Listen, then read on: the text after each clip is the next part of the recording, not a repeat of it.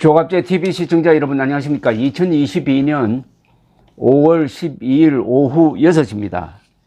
북한이 처음으로 공식적으로 코로나 발생을 인정을 했습니다. 오늘 북한은 김정은 참석하에 노동당 중앙위원회 본부청사에서 중앙당 제8기 제8차 정치국 회의를 열고 코로나19 확진자 발생 사실을 공개를 했습니다. 조선중앙통신에 따르면 정치국은 2020년 2월부터 오늘에 이르는 2년 3개월에 걸쳐 국권이 지켜온 비상방역 전선에 파공이 생기는 국가 최중대 비상사건이 발생했다라고 했습니다. 5월 8일 수도의 어느 한 단체 유열자들에게서 열이 있는 사람들이란 뜻이죠. 채집한 검체 유전자 배열 분석 결과 최근 세계적으로 급속히 전파되는 오미크론 변이 바이러스 BA2 스텔스 오미크론과 일치한다고 결론을 내렸다고 했습니다. 발열자들이라고 한 걸로 봐서 여러 명이 감염된 것으로 추정이 됩니다. 그리고 북한은 그동안에 사실상 이 코로나 사태에 대해서 차단 격리 뭐 이런 거 이외에는 백신 접종을 하지 않았습니다. 그러니까 이게 한번 번지기 시작하면은 아마 무섭게 확산될 가능성도 있습니다. 한국으로부터 백신을 받겠다는 요청을 할까요? 하면은 문재인 정부도 그랬지만 윤석열 정부도 그런 문제는 인도적 지원으로 간주를 해가지고 지원해 주겠다는 자세를 지금 굳히고 있는데, 이렇게 되면은 한반도 정세에 좀 영향을 주고 북한이 우선 이렇게 해도 과연 견딜 수 있겠느냐 하는 생각이 듭니다. 그 폐쇄 체제에서 또 더 폐쇄 체제로 나가면은 그런 정지 상태가 되어버리는데, 중국도 지금 비슷한 고민에 휩싸여 있습니다. 질이 별로 좋지 않는 백신으로 대응을 하다가 생기기만 하면은 그냥 폐쇄로 가는데, 이게 중국의 경제를 상당히 어렵게 만들고 세계 전체의 공급망에 큰 지금 지장이 되고 있는데, 북한의 경제는 워낙 작으니까 요거는 뭐 별 세계적 영향은 없지만은 북한 체제 유지에는 상당한 어려움이 있을 것으로 보입니다.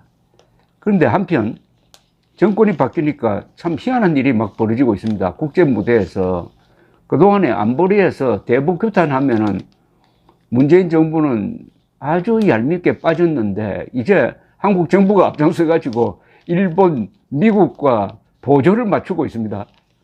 정권이 바뀌니까 이런 일이 벌어지고 있습니다. 정권이 무섭기는 무섭습니다. 더구나 안보 문제, 외교 이런 데 있어서는 대통령의 방침이 아무 견제 없이 집행될 수가 있습니다. 아무리 국회를 야당, 지금 이제 야당이 됐습니다. 민주당이 장악하고 있다 하더라도 이런 분야에 대한 변화는 역시 정권을 바꾸니까 우리가 확인할 수 있는 하나의 보람이 되겠습니다. 그걸 소개해 드리겠습니다. 린다 토마스 그린필드 주 유엔 미국 대사가 북한의 잠수함 발사 탄도미사일 시험 등 북한 핵미사일 도발에 대해서 그걸 규탄하기 위해서 열린 유엔 안전보장이사회에서 새로운 대북 제재를 추진하겠다는 뜻을 밝혔습니다. 중국, 러시아가 제재 완화 주장을 되풀이하는 가운데 이제는 조현 주 유엔 한국 대사가 나섰습니다. 북한을 강력하게 규탄하면서 이례적으로 북한 인권 상황도 언급을 했습니다. 모처럼 한국과 미국 양국이 대북 문제에 한 목소리를 내고 있습니다.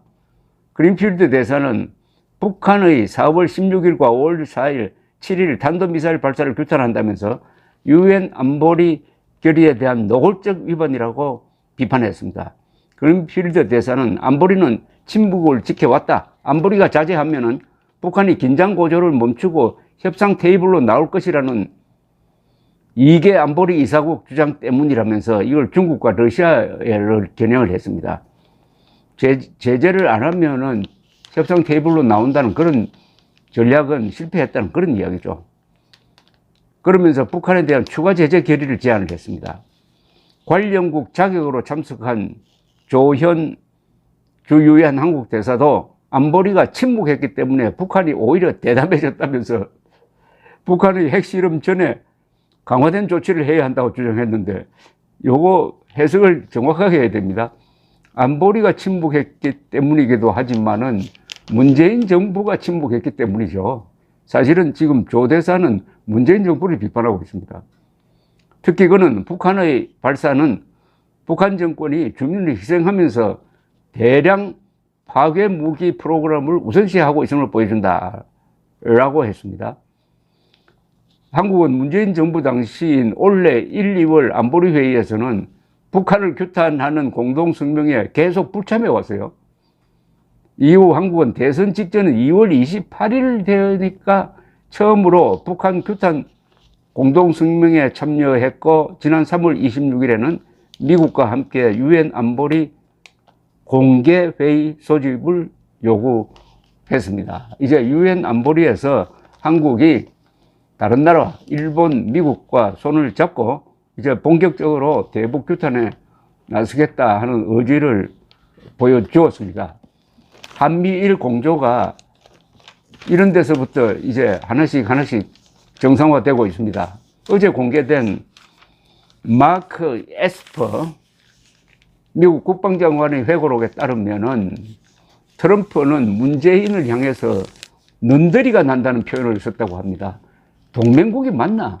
동맹국이면 어떻게 성주 사드 기지를 저렇게 내팽개치고 거기 주둔하고 있는 미군이 고생하도록 만들고 시위대가 기지를 에워싸고 해가지고 제대로 물자 공급도 안 되고 이런 걸 어떻게 방치하느냐? 당신 동맹국 맞느냐?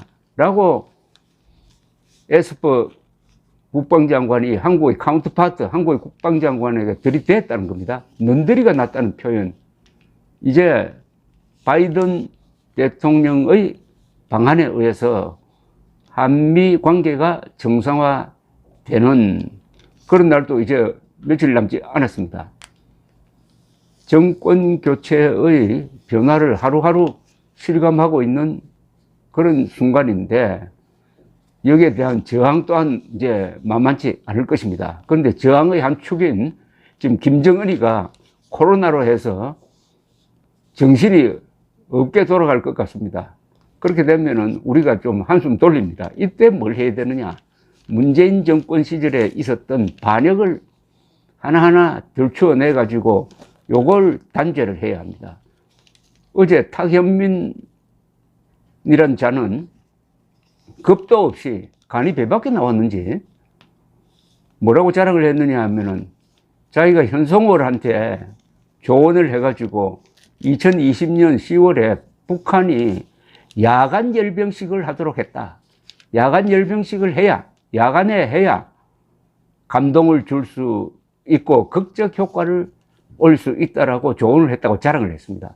아니, 열병식은 그게 작전의 일부입니다. 그 작전의 목표는 대한민국 적화입니다. 대한민국 적화 작전에 자기가 좋은 아이디어를 줬다고 자랑을 하고 있는 이런 걸 보면은 문재인의 청와대는 이거 반역 사령부가 아니었느냐 하는 의심을 하지 않을 수가 없으니까 대외적으로는 한미 동맹을 정상화시키고 대내적으로는 공안 수사 기능을 회복시켜가지고 그동안 5년 동안에 일어났던 이적 행위, 반역 행위에 대한 철저한 국가적 조사가 있어야 될 것이라고 생각합니다. 감사합니다.